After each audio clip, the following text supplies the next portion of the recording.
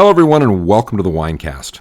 I haven't done a cast on an individual grape in a while, and I thought I would take a stab at a favorite of mine, Petite Sirah.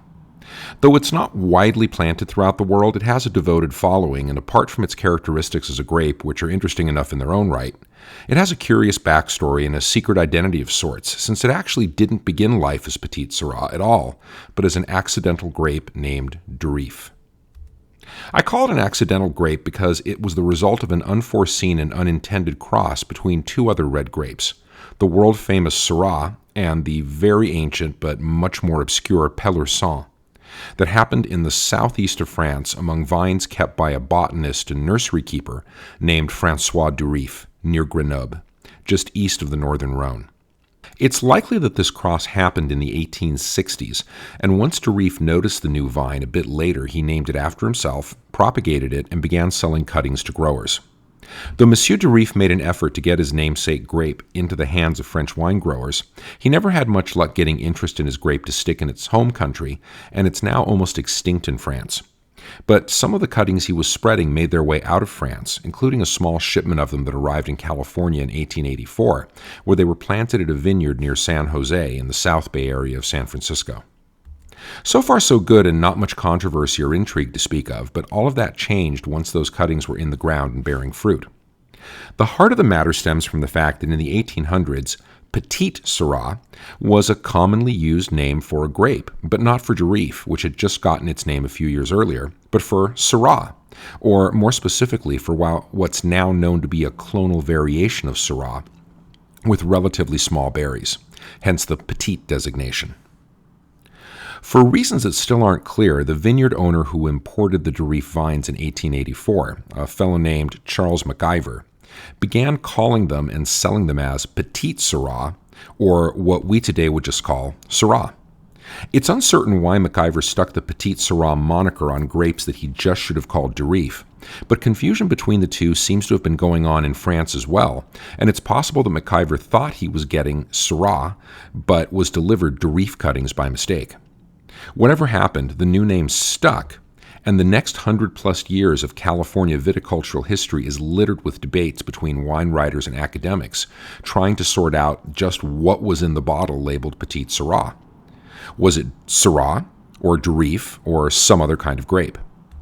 All of this confusion and controversy wouldn't be put to rest until the late 1990s when researchers at the University of California, Davis conducted DNA analyses of grape vineyards throughout California and confirmed, among other things, that more than 90% of what was being called Petite Sirah was in fact Durif, with the other 10% or so representing a number of other red grapes like Carignan and Monastrell that had been co-planted with the Durif/Petite Sirah in so-called mixed black vineyards that used to be really common in California before emphasis on varietal wines became a thing, and that can still be found here and there. That might be a lot to process, but the real takeaway from all of this is that up until as little as 20 years ago, no one was certain if what was being called Petite Sirah was actually Syrah, Durif, or maybe something else.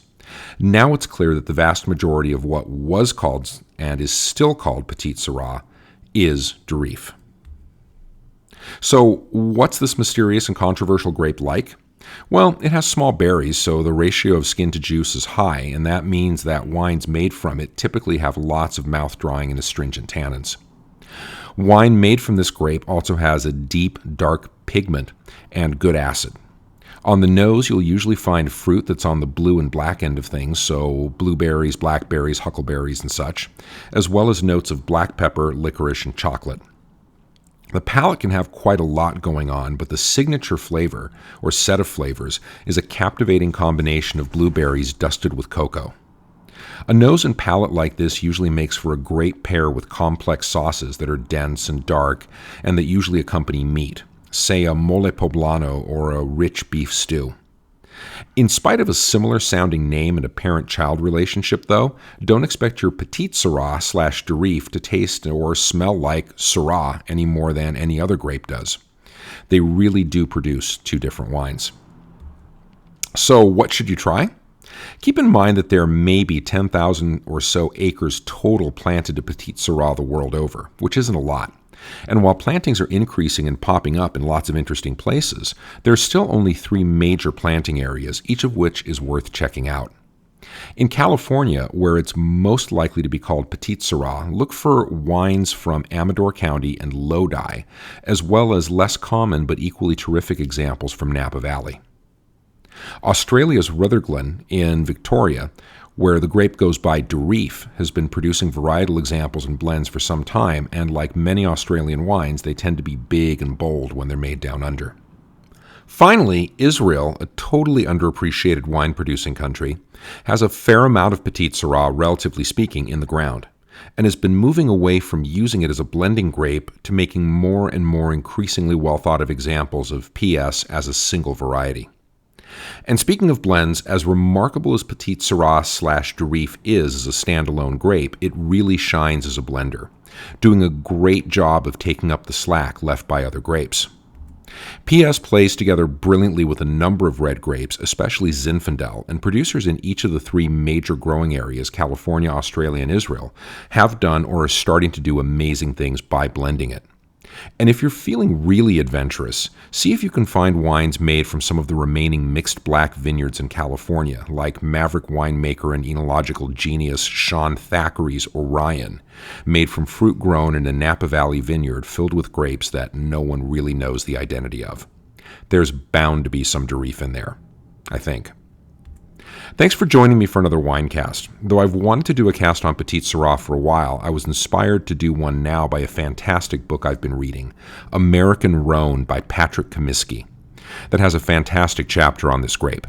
I learned a lot from reading it and want to wholeheartedly recommend it as a great read all around and a must-read for anyone interested in grapes from the southeast of France that have found a home on American soil.